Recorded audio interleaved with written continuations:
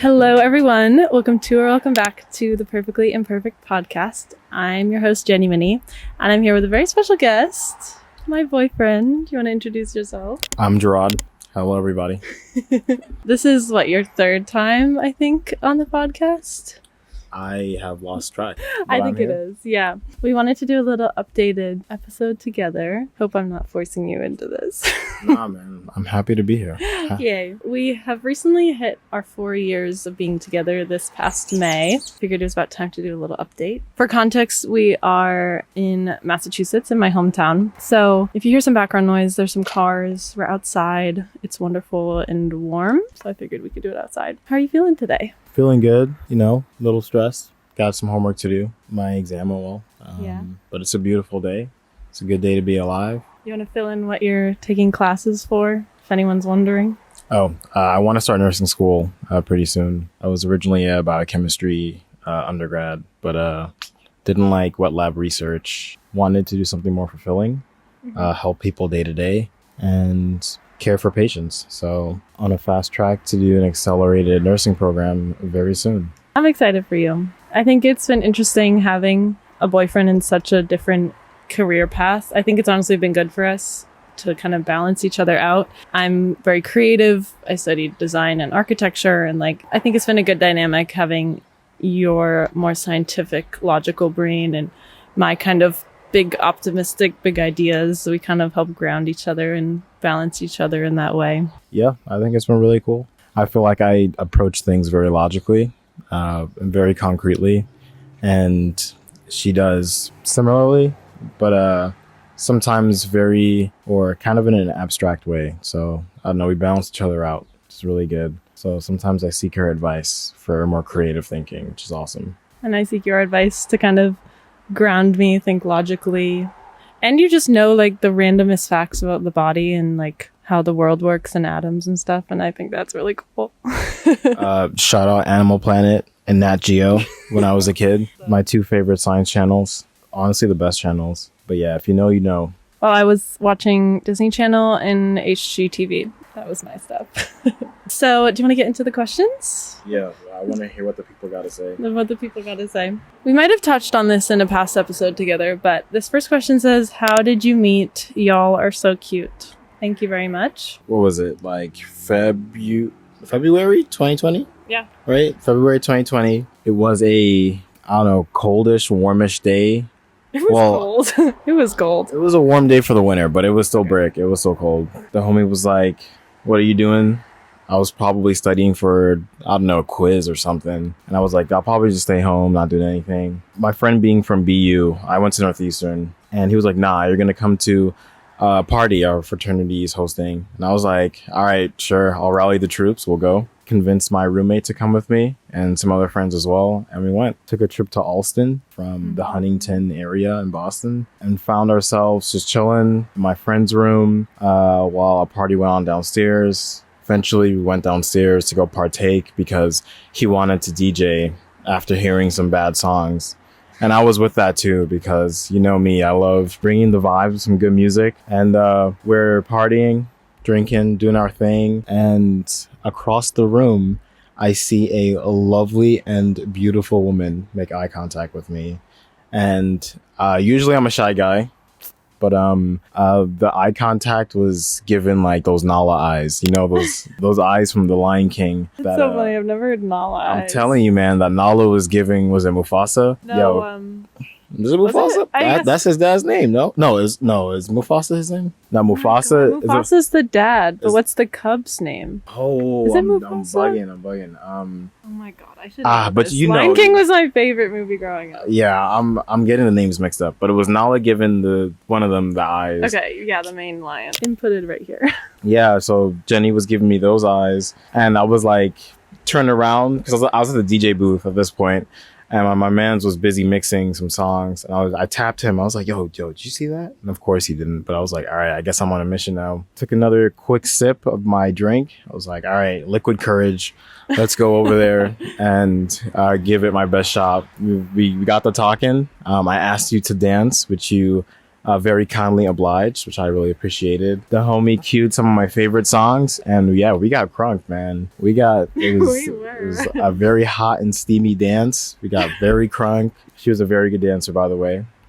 Something that I kept in memory. I mean, I would hope 14 years at the dance studio would pay off. But yeah, we basically just kept dancing. I don't know. I think I maybe saw one other person the whole entire night. Like, I just saw him and I was like, wow. I mean, I was very much in my single era at that time. So I was not. We both were. I was not looking for anything serious. I just was like, man, this guy's really cute. Let me dance with him and talk to him. And one thing led to another. We ended up going back to my dorm at Northeastern, and that was very telling because we basically were just talking till sunrise. Man, right? Yeah, we talked till like 7 a.m., like 7 a.m., 8 a.m. the next day. Didn't sleep at all, just chatting, talking about everything about our lives, man. I think I essentially summarized like my whole life until that point, and likewise she did her as well. Which was very nice. Like, me personally, I hadn't felt that comfortable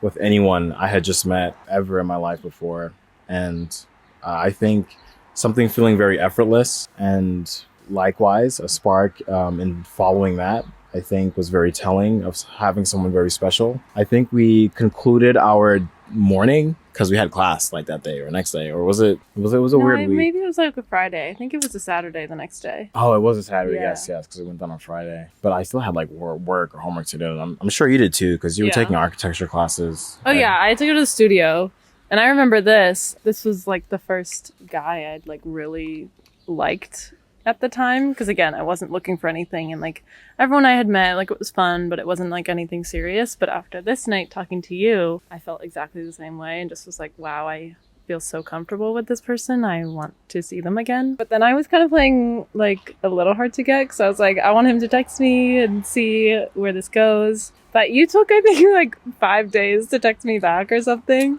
Did I? I remember it being longer than I wanted. Maybe it was like 3, but I was hoping you would text me like really soon after. See, I have a habit of doing like... And now I know it meant absolutely nothing. But at the time, I was like, oh my God, did he not like me? Da da da. Nah, it had nothing to do with her. It was a wonderful time, wonderful evening. Yeah. It was just during my undergrad, like, of course, you have to take labs with your classes. And I was probably in the middle of like physics 2 and then Diffie Q 2. And I think like physical chemistry, and like those classes with the labs, I was writing like damn near 30-40 pages of labs like every week, which sucked. Anytime I get like that stressed out, I tend to hermit crab. Hermit crab, and I seclude myself from everyone just to focus and get things done. So when I did text back, you were very responsive, so that was a plus. I really appreciated that. Yeah, and I want to tell this story to wrap up our like meeting story. After those few days, I was like checking my phone every second, seeing if you would text me.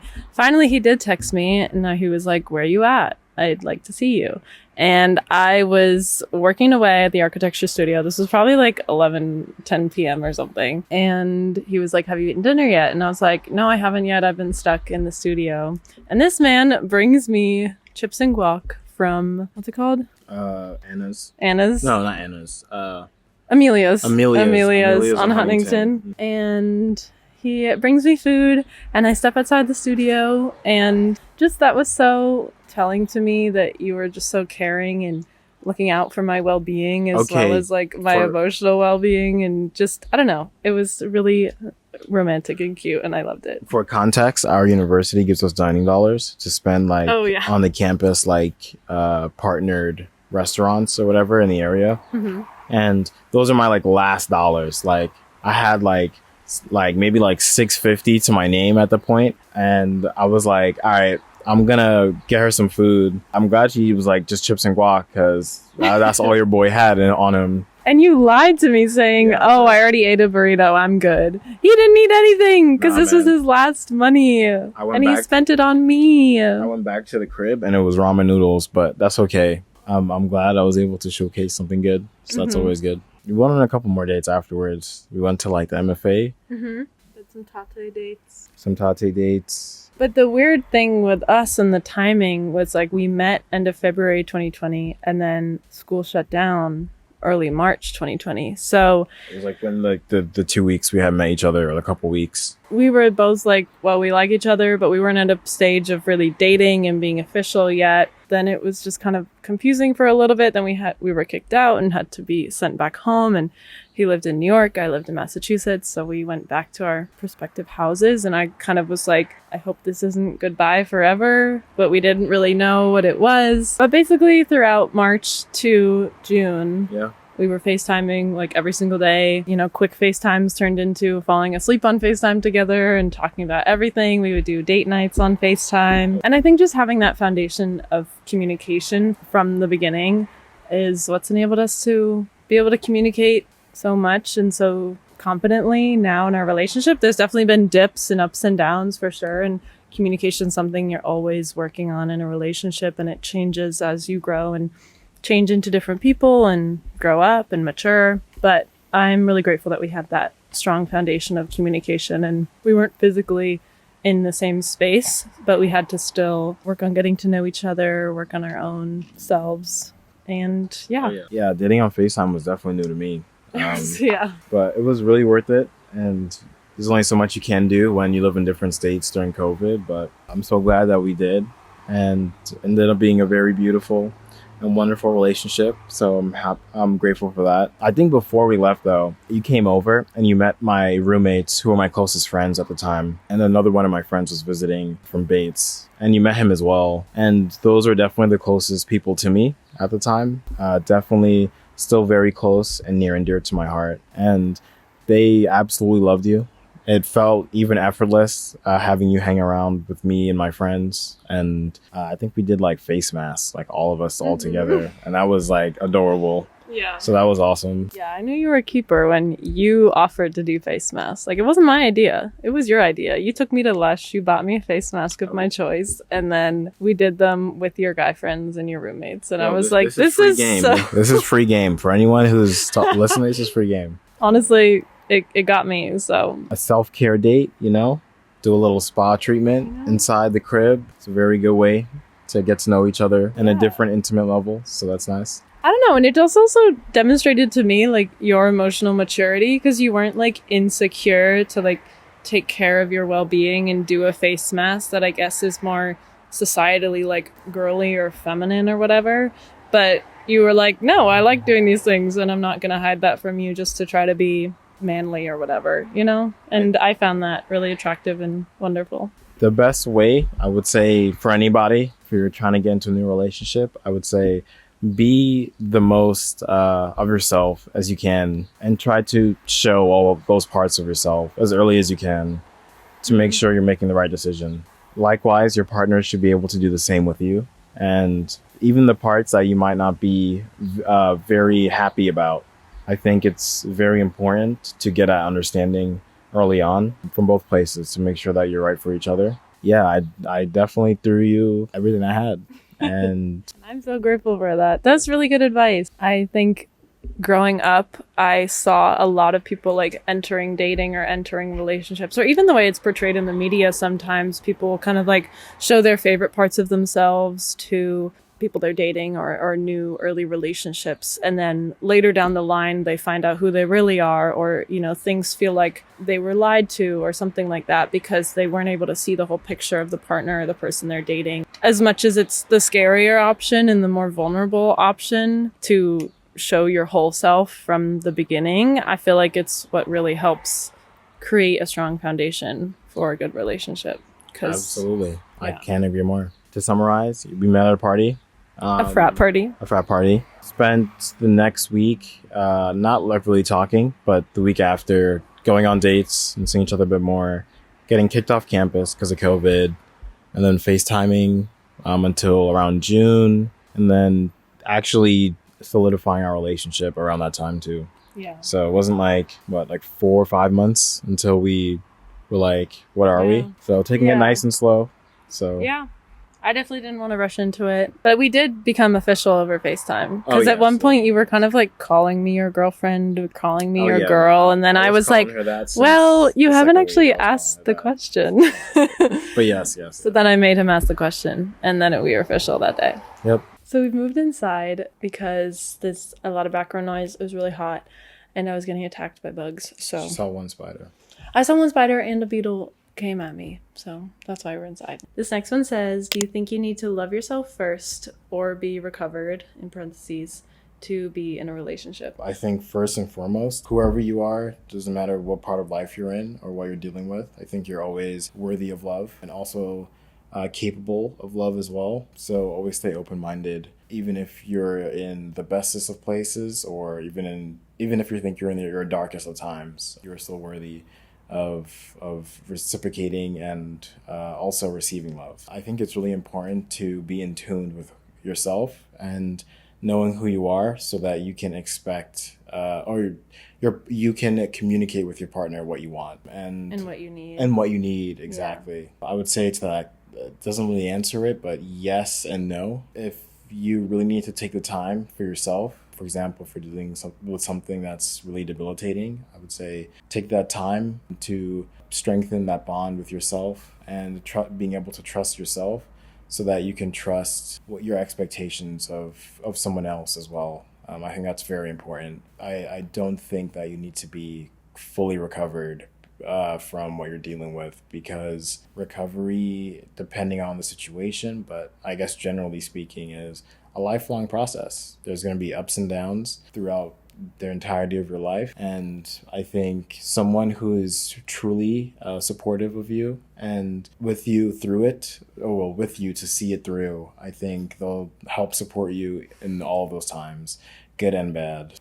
I love that answer. Yeah, I agree with everything you said. And I think, speaking personally, in my experience, when I met Geraud, I was very, like I mentioned, in my single era, not looking for anything. But I will say that I had reached a point of my life and in kind of my dating experience where I was more content and settled with myself. I wasn't nearly 100% self-accepting and loving myself at all, but I was a step further than I was a few months prior to meeting him. So I will say it does take a very kind of baseline level of accepting being with yourself and not needing that validation and kind of confirmation from, whether it's people you're dating, boys, girls, anyone, or family members. Like, stop seeking that validation from others. But you by no means have to be 100% healed. And like you mentioned, it is a lifelong process. It'll change. When you think you're healed, something else will come up that you need to work through and come over. I would say that I definitely had reached a point in my life, and I was 19 at the time. I was like, yeah, like I don't need to date anyone. I don't need to be with guys. I don't need that validation anymore. And once I started feeling that way about myself, it kind of left me a lot more open to an opportunity with this man right here and like starting a relationship, because I wasn't kind of coming at it from a desperate place, which I definitely was before. Like I said, you don't need to be 100% healed. You don't need to be 100% recovered. And at the time of us dating, I was definitely struggling, like specifically with my food and body. And I hadn't really defined myself as having an eating disorder, but looking back, I definitely did.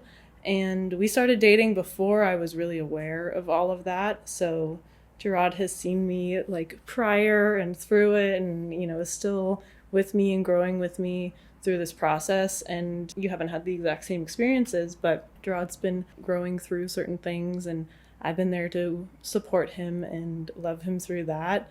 So long story short, you don't need to love yourself. You don't need to wait until you feel like you accept everything about yourself to be open to a relationship, because there will be someone out there who, No, I do think you need to love yourself. Well, you don't need to 100% love yourself. Yeah, like I mentioned, you have to kind of have a baseline level of self-acceptance. Yes. But you don't have to be like obsessed with yourself and not face any insecurities ever and not have any moments of self-doubt, At least that's True. how I used to think of self-love, as like no one can ever knock you down. You never feel bad about yourself. You never feel insecure.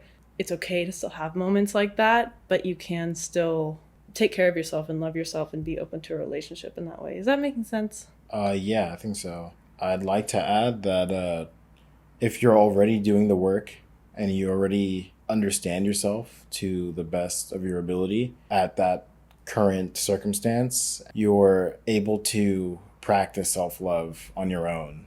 I think that definitely helps making relationships a lot easier, especially choosing the right ones for yourself. It doesn't matter how old you are or where you're at in life. I think everyone struggles and deals with something, but I don't think those struggles should prevent you from being open to receiving love. I definitely think that doing that self-work prior definitely helps. It definitely helps. Being 100% is hard because the intricacies of life are like they're very dynamic. There's ups and downs, good days and bad days. Even in those bad days, just try to be open. And if you have to do that extra self-work to get to where you want to be before you open up your life to someone else, I think that's very important. Yeah, I agree. You can still be at a place of self-love, and you can still be actively caring for yourself and loving yourself, but still face insecurities. It's just kind of setting that unrealistic expectation that you're never going to face insecurities and never face hardships, and then you can get into a relationship. It's okay if you're still insecure. It's okay if you're still struggling in certain areas, but you do need to work on how to care for yourself before you enter a relationship. Like if you have no tools that you can use, like if you have no tools that you can use, and if you have no idea how to take a step as to caring for yourself and helping yourself through certain situations, then I would say it's unrealistic to expect someone else to be able to do that for you. Cool. I think we covered that question for sure. We'll move on to the next one. Did your family make any comment about Gerard being black? Love you guys. All right, love you too.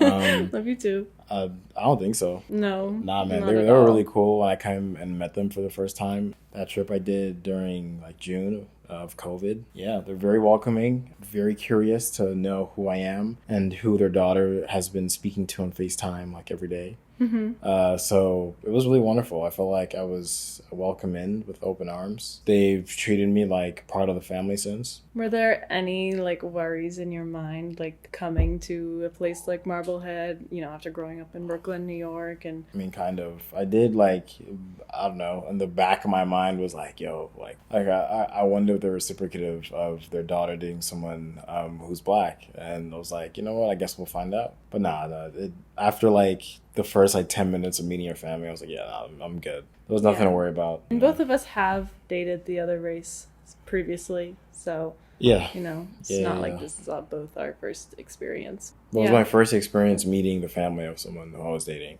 I guess like, my high school relationships don't count. They're fake. No, I was young and naive. They don't count. They don't count. That's valid. Okay, moving on to the next question. Advice for someone who's never been in a relationship but wants to be. I guess it ties into the second question we answered. If there is things troubling you in life, I would say try to address them. You don't have to have the answers, but I would acknowledge that something isn't exactly right or something could be wrong. Just so that you know for yourself that you're working towards loving and appreciating yourself, your own life, working towards your own goals as well. I think those are very important things to consider before you open yourself up and your life up to other individuals. Make sure the other person has good morals, but make sure that they're nice. It's very telling on how they treat other people, how they treat their friends, how they treat their family. If you're thinking about dating someone, try to get to meet the people they associate themselves with. Try to get to know their family. I mean, that might be quick, but it's kind of worth it. Those are like important things to check off the list of, okay, like their family's reciprocative, they treat their family well, they treat their friends well, they treat people who they don't know well as well, that they are working on themselves and have goals and ambitions, etc. I think those are very important. And try to get to know them simply by talking. I don't think dates have to be very complicated. You guys can just go for a walk, go get a coffee, go to the park, go to a museum, but just communication, talking, and getting to understand the complexities of someone else just by asking them questions about how they think, how they view life. I think that's really important. Yeah, that'll be my advice, you know. Yeah, no, I couldn't agree more. And I think advice on someone in yourself before maybe you even start looking to try dating or experimenting with that, just understand yourself and try to answer the questions you have about yourself first, or even start asking questions about yourself. I feel like personally I didn't question a lot about myself. I didn't really look at things on a deeper level for a long time, and I think that definitely affected my last relationship, and just let alone my relationship with my ex, but my relationship with myself. I feel like I didn't really know myself very well because I just didn't question things. I didn't try to understand deeper why I was thinking certain ways, why I was believing certain things. And I think once I started to try to get to know myself better, that prepared me better to be in a stronger, more successful relationship, because I had a baseline of understanding myself, so then I could better communicate to my future partner what I needed and who I am. For a while, I just felt like I was so bland and I didn't like anything. I had no strong opinions, but that's because I didn't really put in the effort to try to figure them out for myself. So once I started doing that and realizing like, oh, I do have opinions, I do have preferences, and I do struggle with things. Once I figured those out for myself, I could be in a place to communicate that to Geraud. So I think it's good. That's really helpful. To add on to that, I'd say all those things are really important to know for yourself, so that you can have expectations for your partner. Mm-hmm. I think uncommunicated expectations is premeditated resentment. I think if you don't let people know what you want or expect of them, you'll find yourself getting upset over things that they didn't know about, in which both parties end up mutually unhappy. So make sure you really understand yourself and work on those things that you find important, and try to get an idea of where your partner or whoever you're talking to is at in that journey as well. And hopefully you guys can both meet each other in the middle and be supportive of both parties' ambitions and goals, etc. Yeah. Just remember that people are not mind readers. They can't know what you're thinking or what you're thinking about in any given moment. And speaking from personal experience, there's been moments that I wish Geraud has read my mind and I wish he just knew the answer, but he doesn't. He has his own brain with his own thoughts, and ultimately every human is a little bit selfish and we're thinking about ourselves a lot of the time. But if you decide to embark on a relationship and you decide to give a percentage of your thoughts and time to another person, they're not going to be able to understand and read every single thought that you have. So, you have to do yourself a service, and for the relationship as well, of just communicating what you need. But you won't be able to communicate what you need if you don't understand that for yourself independently first. Should we move on to the next one? What is your favorite memory of each other? Oh, I was letting you go first. I went first. I think early on, probably the first time you came, like in June 2020, you were playing Mario Kart with my brother downstairs. And I just remember so vividly being able to, I don't know if you wanted to be left alone with him, but you were comfortable. The fact that you were in my house for less than a week, and I already felt so confident and comfortable with you around my family, and I felt so comfortable with you, and you were so open to meeting my brother and hanging out with my family and getting to know them. That was just so heartwarming to me, and I was just like, wow, this one's a keeper. But you were just so open and wanting to build those relationships from day one with my family members, and I think because I love them so much, it just made me love you even more. That's so sweet. That was really special memory of you just wanting to spend quality time with my brother, and Thank you. I think likewise that time that we did face masks with my friends. Those people were very special to me, and I consider them extensions of myself. Definitely brothers from another mother. The way that you were interacting with them, like you've known them forever, that really warmed my heart, and it really emphasized to me. I was like, okay, awesome. I can have her take part in all facets of my life, and it'll be okay. Everybody liked her a lot, so that was awesome. All right, shall we do one last question? How to make sure you and your partner are growing together rather than apart in your 20s? I think as you grow and, life throws at you different challenges, and your ambitions and goals change, I think it's very important to be on the same page about how both of you guys plan to achieve those goals. I think that's essential to make sure that neither party like grows apart per se. For example, like I'm trying to go back to school this year and I may be in New York or maybe back in Mass or maybe upstate New York but I will be in school for a year or so. Like communicating my goals and ambitions with her so that we make sure that our relationship will be completely fine and intact as we both achieve those endeavors.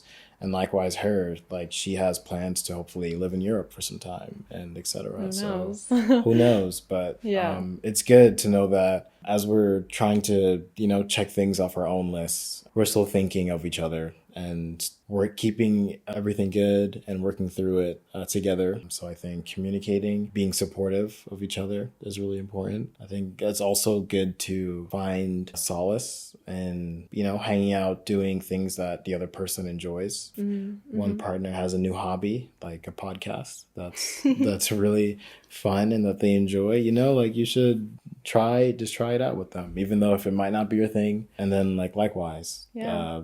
So I came to the Mike concert. exactly. Yeah. She came to a concert that doesn't really like listen to the music that I was listening to. His name is Mike. Go check him out. Mike is incredible. Really good music. Yeah. Yeah, and she loved it. So, I'm enjoying this whole podcast experience thing. It's cool reflecting upon our experiences and like what got us here. What got us here so far so strongly. I would say very much piggybacking off of that. I 100% agree. Communicating and sharing your goals individually so that you can create new goals together. I used to really get stressed about planning the future with another person because, what if things change? The future's so unknown. And coming as someone with anxiety, I tend to overthink those things and get very overwhelmed by if I don't have a plan or I don't know how it's going to pan out. But over time, I found that the more we talk about these things together and realize that it's okay that we don't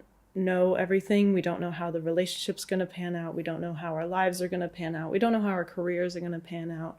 But mutually, we're on an understanding that we want to do that together and figure it out together. That brings some kind of reassurance and it lessens the anxiety a little bit.